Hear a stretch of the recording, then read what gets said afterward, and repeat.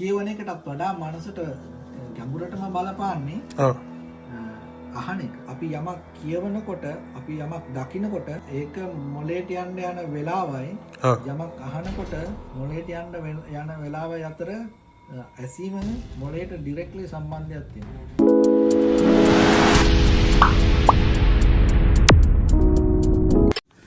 හානේ පොත් කියවන වෙලාවට බ්‍රේන් එකට මොකක්ද වෙන්නේ අපේ බ්‍රේන් එකට? ඇත්තටම මෙහෙමයි. දැන් බ්‍රේන් එක කියන්නේ මනස නිතරම තොරතුරු එක්කනේ ගැටෙන්නේ. ඔව්. හරිද? තොරතුරු තමයි අවශ්‍ය මනසට නිතරම. ඔව්. ඒක තමයි මේ ඇස කන නාසය දිව ශරීරයෙන් අපි නිතරම රූප ශබ්ද ගන්ධ රස ස්පර්ශ කියන මේවා හොයාගෙන තමයි යන්නේ. ඔව්. හරි? ඒතකොට ඇත්තටම දැන් පුත් කියවන එකටත් වඩා මනසට ගැඹුරටම බලපාන්නේ අහන එක. අහන එක.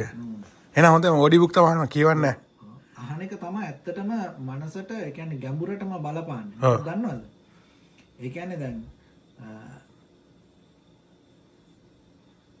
අපි යමක් කියවනකොට අපි යමක් දකිනකොට ඒක මොලේට යන්න යන වෙලාවයි යමක් අහනකොට මොලේට යන්න යන වෙලාවයි අතර ඇසීම මොලේට ඩිරෙක්ට්ලි සම්බන්ධයක් තියෙනවා.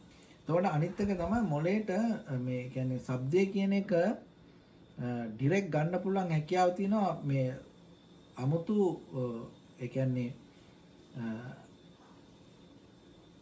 රූපයක උදව්වක් නැතුව.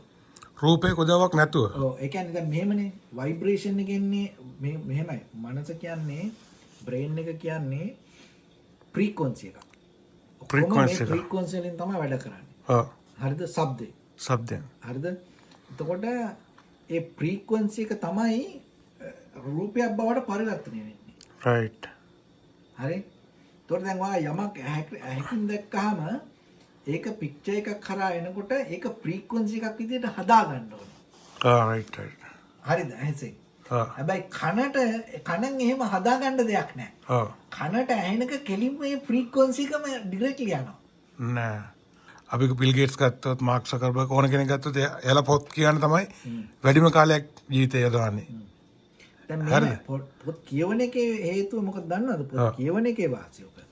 දැන් ඔය අර මුලදී කතා තියෙන සමහර වෙලාවට දැන් ඔය ඒ කියන්නේ මුලදී පොත් මේ ලියන එකට කැමතිුනෙත් නැහැනේ සමහර අය. ඔව්. හරි. පොත් ලියන එකේ එක හේතුවක් තමයි දැන් පොතක් ලියලා පොතක කියවනකොට Tamanට තේරුන්නේ නැත්නම් ඒක නැවත ටයිම් එක අරගෙන අර රිපිටිෂන් කරන්න. ඔව් නේ. හරිද? ඔව්. නමුත් අහන දෙයක් තුල දැන් නම් හැබැයි ඔඩියෝ බුක්ස් තියෙන හින්දා ඒක කරන්න පුළුවන්. ඔව්.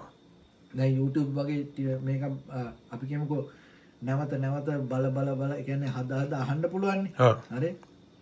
නමුත් ඉස්සර එහෙම තාක්ෂණයක් තිබුණේ නැහැ නේ. ඉතින් අර දැනුම හරියට ඒ කියන්නේ ගවේෂණය කරගන්න ඕන කෙනාට පොතක් වගේ ඒක රෙකෝඩ් එකක් වගේ තිබ්බහම ඒක කියවලා ඒ අවශ්‍ය තැන අවශ්‍ය විදිහට හදලා බලලා ටයිම් එක අරගෙන ඒක එක පැති වලින් විශ්ලේෂණය කරලා බලා ගන්න පුළුවන්.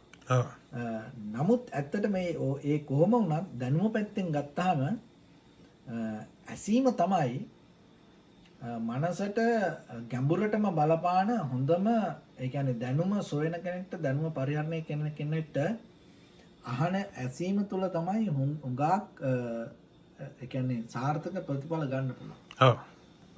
දැන් උදාහරණයක් කියන්නද ඔකට? එක්සර්සයිස් එකක් කරන්න පුළුවන් වුණා. කියන්න බෑ. දැන් ඔයා පොතක් මෙහෙම ඉඳගෙන කියවනවා. ඔව්. හරිද?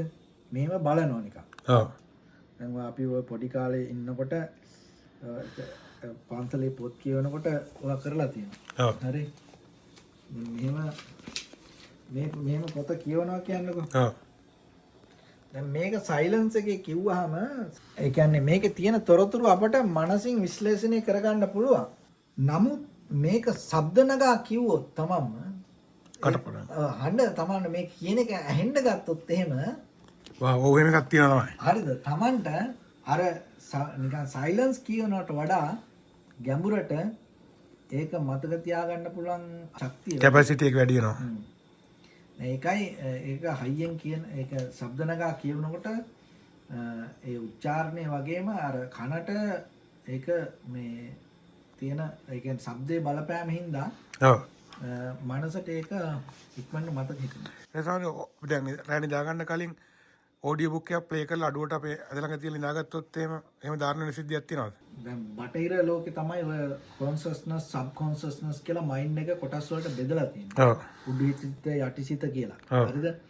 ඒකෙදි කියන්නේ දැන් අපි නිදාගන්න කිට්ටු වෙනකොට මයින්ඩ් එක කාම් ඩවුන් වෙලා බොහොම රිලැක්ස් වෙලා හරි සෙටල් ඩවුන් වෙනවනේ. ඔව්. ඒ වෙලාවට මනසට යමක් දුන්නාම ඒක ධාරණය කරගන්න පුළුවන් කියන එක තමයි ඒ කතාවේ කියන්නේ. අර අල්පවේව එකනේ. ඔව් හරි. එතකොට දැන් ඔතන නිදා ගැනීම තමයි වැදගත් වෙන්නේ. ඔව්. මොකද මේ නිදා ගැනීම කියන එක ඒ මයින්ඩ් එකට එන රෙස්ට් එක ඉතාම වැදගත්නේ. ඔව්. මොකද ඒක හරි නිින්දක් ගියේ නැත්නම් ඊළඟ දවසේ ඉඳලා යාගේ performance creativity ඒව මේ ඔක්කොම ප්‍රශ්න වෙනවා. ඔව්. එතකොට දැන් සමහර අය ඉන්නවා සද්ද බද්ද තියෙනකොට නිින්ද යන්නේ නැහැ. මට නම් එහෙම නෑ. ඕන දැන් නිදා ගන්න පුළුවන්. ඕන තරම් නිදා ගන්න. නමුත් දැන් අර යන්නේ එකයි. දැන් නිින්ද කියන්නේ එකක්, අහනවා කියන්නේ එකක්. ඔව්. දැන් මේක ඔහේ ඇහෙන්න ඇරලා ඒක අර යටිසිතට කාවදින්න අරින එක ඒක සමහර අය කරන වැඩක් ඕක. මට වැඩ කරන එක හැබැයි. හරිද? ඔව් නමුත් ඉතින් මෙහෙමයි. ඊට වඩා තමන් කල්පනා කරලා අදිෂ්ඨාන කරලා තේරුම් බේරුම් අරගෙන ඒක ෆලෝ කරනවා නම් එතකොට ඒක කොන්ෂස් ඩිසිෂන් එකක් වෙනවනේ. ඔව් රියල් ලයිෆ් එක. ඒක එතකොට ඒකේ බරපතලකම වැඩි. ඔව්. දැන් මෙහෙම හිතන්නකො නිකන්. දැන් ඔයා හරි දැන් ඔයාට දැන් පුරුද්දක් තියෙනවා නිින්ද යාගෙන එනකොට ඇහෙන දේ ඔයාගේ ඔළුවේ හොඳට මතක ඉන්නවා කියන්නේ. ඔව්. දැන් ඔයා කොහොමද දන්නේ දවසක් ඔයා කොහේ හරි ගිහිල්ලා නිින්ද යාගෙන එනකොට වෙන කවුරු හරි මොනවා හරි කිව්වොත් එහෙම ඈ නිතර නිතර ඇහෙනවනම් අපි කියමුකෝ සමහර වෙලාවට දැන් හොස්ටල් එකක වගේ හිටියෝ. හරි. දැන් නිින්ද යාගෙන එන වෙලාවට අනිත් අය කතා කරන ඒවා. හරි. ඒවා මේවත් එක්කම අපිට නිින්ද යන්න වුණොත් එහෙම කාලයක් යනකොට අපේ ඔළුවට එන්නේ අනිත් අයගේ ඉන්ෆර්මේෂන් නේ. ඔව්. එහෙම නෙවෙයි. හැම වෙලාවෙම නිින්දකට යනකොට ඒක Taman තනින් ඉන්නවනම් ඒක කරාට ප්‍රශ්න නැහැ. නමුත් නිින්දට යනකොට හොඳට කල්පනායෙන් සතියෙන් නිින්දට යන්න ඕනේ. ඔව්. පාඩම් කරනකොට මොන හරි මතක තියාගන්නකොට ඒක සතියෙන් නිතර මතක තියාගන්න නම් ඉතින් නිතර භාවිතා කිරීමෙන් ඒක මතක තියාගන්න පුළුවන්. ඔව්. ඒ හැම දෙයක් එක්කම Tamanගේ ජීවිතේ ඇත්තටම වටින්නේ මොකද්ද කියන එක අල්ලගත්තාම එතකොටත් මතක හිටිනවා. ඔව් අනිවාර්යයෙන්ම.